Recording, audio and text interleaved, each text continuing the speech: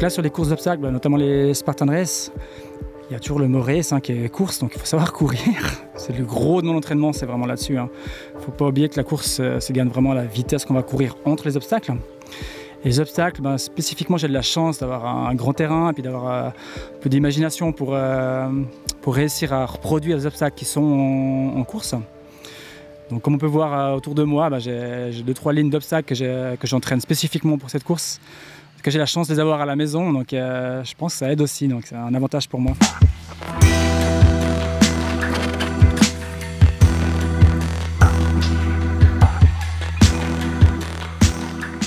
Bon, au début, j'avais vu ça un petit peu sur les réseaux sociaux, ça venait des États-Unis, ça paraissait sympa. C'est mon frère qui m'a dit, tiens, si une fois on allait en Italie faire une course Spartan Race que je ne connaissais pas, proche de Milan. Et on a essayé ce format et ça m'a beaucoup plu. D'entrée, je me suis retrouvé pas dans les plus mauvais, donc je me suis dit pourquoi pas essayer de faire quelque chose là-dedans. Et puis au fur et à mesure, j'augmente un petit peu mon niveau chaque année et puis j'arrive maintenant à un niveau qui est relativement élevé. Sur le plan financier, on peut en vivre aujourd'hui de la course d'obstacles? Alors je pense pas qu'on peut en vivre. Bon, les tout meilleurs en vivent, mais ils ne font pas que ça. Le champion du monde de Spartan Race est aussi champion du monde de trail. Donc il a plusieurs cordes à son arc.